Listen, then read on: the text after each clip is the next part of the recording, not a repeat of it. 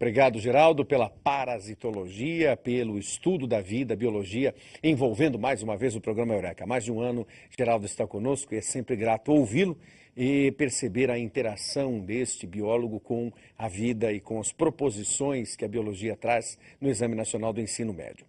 Falamos no primeiro bloco quanto à inserção do aluno na escola pública no ensino superior. O ideal, evidentemente, seria o de termos mais vagas nas escolas públicas de ensino superior. Isso não é possível. Aliás, por que não é possível? Porque uma série de envolvimentos políticos, sociais, econômicos, enfim, aí teremos muito por discorrer. O fato é que há gente querendo estudar e não há vaga. Portanto, criou-se uma proposta, a Universidade para Todos, o ProUni, Programa da Universidade para Todos, que objetiva fundamentalmente levar o aluno da instituição pública, porque essa é a condição, só concorre às vagas, só participa do projeto, da proposta, da iniciativa, aquele que estudou todo o ensino médio em escola pública. Observe, se você infelizmente não cursou uma das séries do ensino médio em escola pública, você não está apto a fazer a sua inscrição e, evidentemente, a ser beneficiado com a bolsa integral ou com a bolsa parcial do ProUni. Então, é condição sine qua non mesmo. Um outro aspecto bastante importante para dizermos nesse momento é o fato de que as universidades que têm recebido alunos, bolsistas do ProUni, precisam ser avaliadas pelo governo e cobradas do governo, porque é dinheiro público que está sendo investido ali. E, evidentemente, o que se espera é que haja retorno. Há, sim, um retorno de muitas delas. De outras delas, sempre é necessário que se investigue, pois a expansão do ensino superior brasileiro tem o seu aspecto bastante importante, porém tem o seu aspecto de questionamento, de dúvida, quanto à qualidade propriamente dita. A partir de hoje, nós vamos dissecar um pouquinho mais as competências. E falando em competência, a primeira competência sobre a qual queremos falar é a interpretação, é a compreensão, ou seja, ler o enunciado, ler as questões, interpretar as questões. É, sem dúvida nenhuma, uma competência fundamental para você, estudante que está conosco. Na sequência, queremos saudar o professor Matheus e a Química. Muito obrigado, Matheus, por este momento. Eu espero que você que está nos assistindo, telespectador, telespectadora, aproveite muito a Química da vida.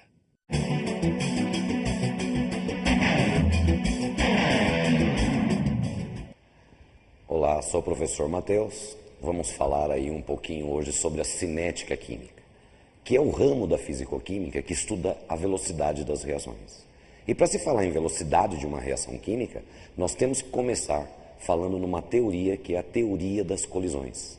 E essa teoria determina que uma reação química acontece através da colisão entre as substâncias reagentes. E aí a gente tem que tomar um certo cuidado, porque essas colisões, elas não podem ser só um resvalo entre as moléculas. Para uma reação química ocorrer, eu tenho que ter essa colisão no ângulo perfeito para cada uma delas. Você vai acompanhar agora na tela a reação que nós vamos pegar aí como exemplo para falar sobre tudo aí que nos interessa hoje da cinética, que é o H2 mais o I2 produzindo aí o 2 do HI. Eu queria que você observasse direitinho, dentro desse sistema, inicialmente vazio, nós vamos começar agora a reação. Então vamos colocar aí uma certa quantidade de reagentes, H2 e 2. E aí cada uma dessas substâncias tem aí seu estado de agitação. E é em função dessa movimentação, em função dessa agitação, que vão acontecendo as colisões. A cada colisão eficaz, quer dizer, no ângulo perfeito para cada uma das substâncias, que acontece entre H2 e 2, nós vamos tendo aí a formação do HI.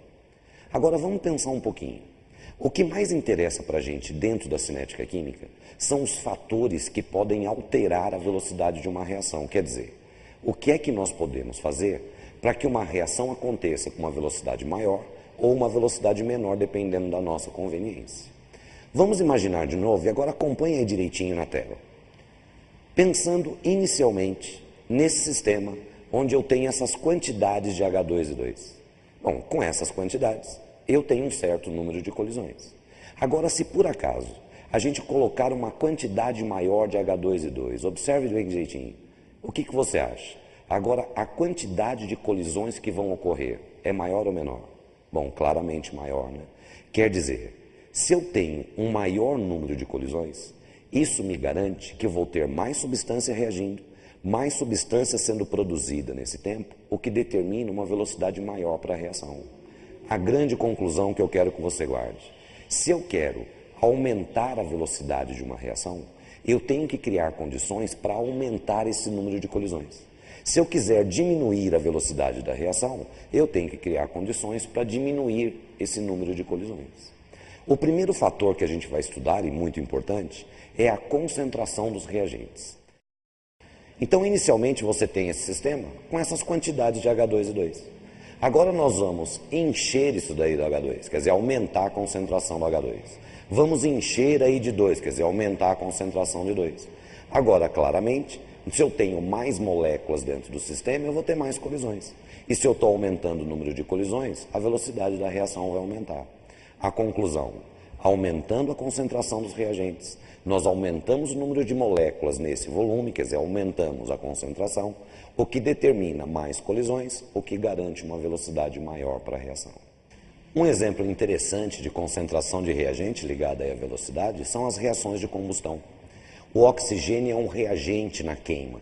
Então, se eu quiser aumentar a velocidade de uma reação de combustão, basta eu aumentar a concentração de oxigênio junto à chama.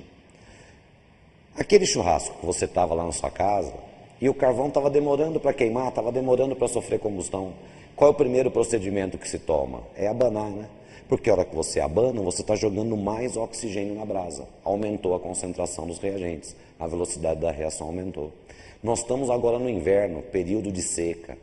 E aí é muito comum a gente ver os repórteres dizendo assim: está acontecendo uma queimada. E o fogo está se alastrando rapidamente porque está ventando muito. Por que o vento faz esse fogo se alastrar mais rapidamente? De novo, é o aumento da concentração do reagente, oxigênio, na queima que faz a velocidade da reação ficar maior. Um outro fator de alteração na velocidade que merece um destaque muito especial é a temperatura. Aliás, dentro da química, para cada temperatura nós temos uma história.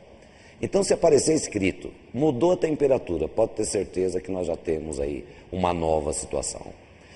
E a temperatura a gente tem que tomar um cuidado muito especial, porque ela acaba enganando a gente. Porque às vezes fala assim, ela não mudou não mudou muito. Então as alterações que ela está trazendo não devem ser muito grandes. Eu queria colocar um exemplo para vocês. A sua temperatura interna é igual e constante a 36,5 graus Celsius. Aí você pega uma infecçãozinha boba aí, a temperatura vai para 38 graus. Aí você já está com febre, não é mesmo? E com essa temperatura de 38 graus, você mal consegue levantar da cama. Pois então, a sua temperatura normal era de 36,5. Para chegar a 38, aumentou quantos graus? 1,5 grauzinho. Quer dizer, 1,5 grauzinho de aumento na temperatura interna do seu organismo já é o suficiente para te derrubar. Será que você aguentaria uma temperatura interna de 42 graus Celsius? Não, né? Aí você morre. Fala, mas 42 graus é uma temperatura muito alta. Alta para quem parte do zero. Você que já tem 36,5, basta aumentar 5,5 grauzinhos na temperatura, que já é o suficiente para acabar com o seu corpo. É aí que a gente tem que dar um destaque também para várias reportagens que você já viu que falam a respeito do aquecimento global, o efeito estufa. Existem vários números, mas um dos números que surgem bastante é esse.